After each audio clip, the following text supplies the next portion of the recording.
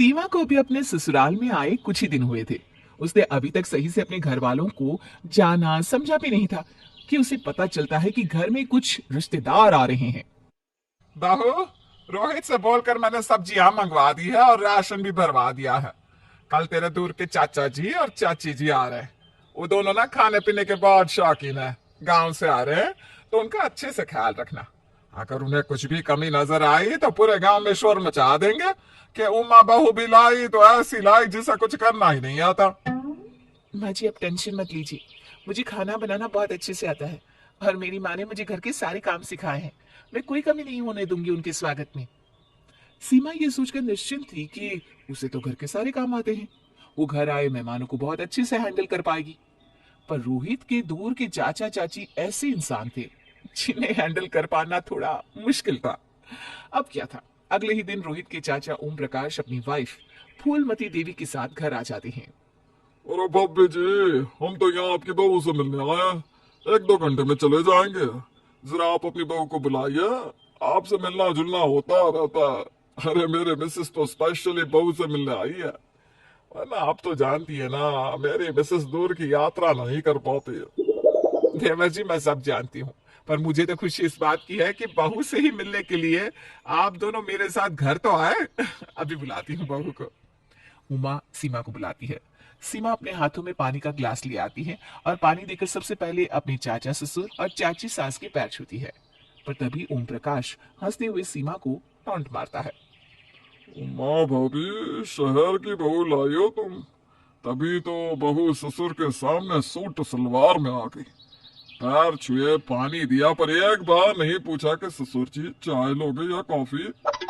अरे क्या देवर जी, आप अभी अभी तो आए हैं, थोड़ा बैठिए, हवा लीजिए, सांस लीजिए। चाय पानी नाश्ता सब मिल जाएगा। वैसे भी मेरी बहू को अन्नपूर्णा का आशीर्वाद मिला है। अगर ऐसी बात है भाभी जी, तो अब हम थोड़ा रुक कर जाएंगे। आखिर बहुरिया इतना अच्छा खाना बनाती है, तो एक बार बहुरिया के हाथों का खाना खा लेते हैं, क्या जी? हाँ हाँ, क्यों नहीं।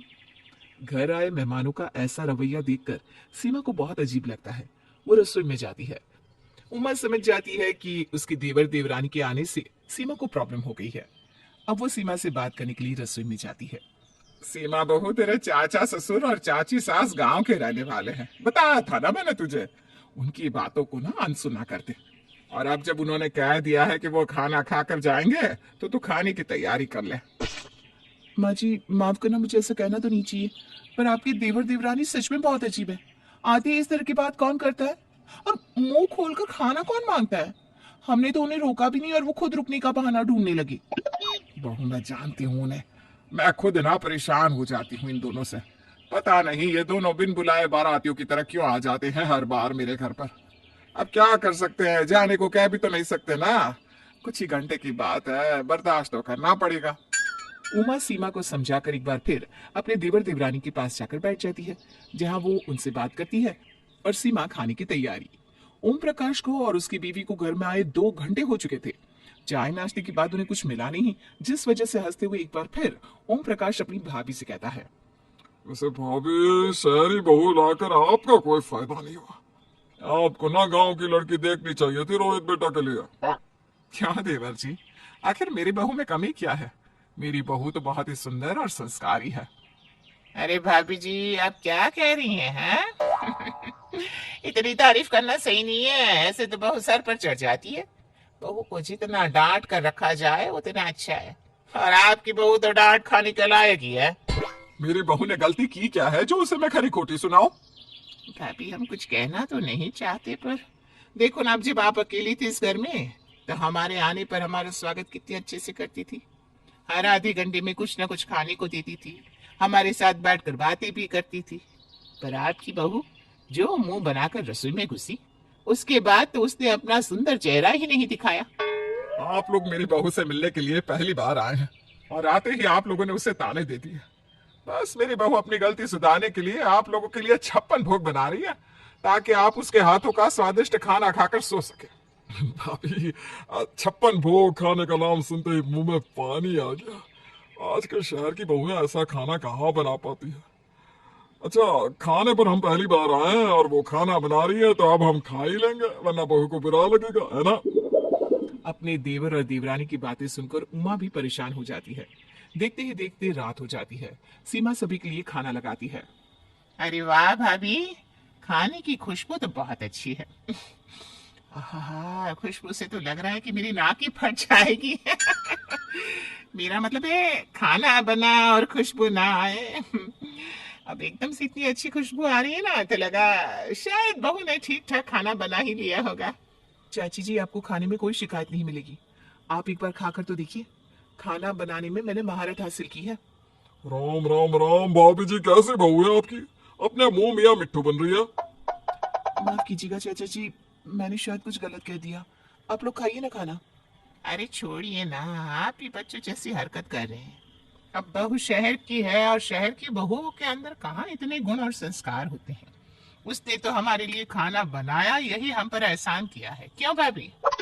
इतना बोलकर सीमा के दूर के चाचा चाची खाना खाने के लिए बैठ जाते हैं। पर सीमा को उनकी बात का बहुत बुरा लगता है, क्योंकि जब से सीमा के ये दूर के चाचा चाची आ रहे थे, तब से वो सीमा को खरी खोटी सुनाए जा रहे थे और उसके हर काम में कमियां निकाल रहे थे। पर सीमा कुछ नहीं कहती, ये सोचकर कि बस कुछ ही देर की तो बात है। और कुछ देर बाद सभी लोग खाना खा लेते हैं। खाने के बाद उमा अपने देवर देवरानी से कहती है। तो कैसा लगा मेरी बहू का हाथ का खाना? उम्मीद है गांव जाकर अब आप मेरी बहू की बुराई नहीं करेंगे। बस आपकी ट्रेन कितने बजे की है? कब निकल रहे हैं आप यहाँ से? अरे भाभी, हम तो बस से जाने वाले हैं। ट्रेन की तो आज तक शक्ल भी नहीं देखी, और वैसे भी ना खाना खाकर बहुत नींद आ रही है। सोच रहा है कि कल सुबह ही जाए।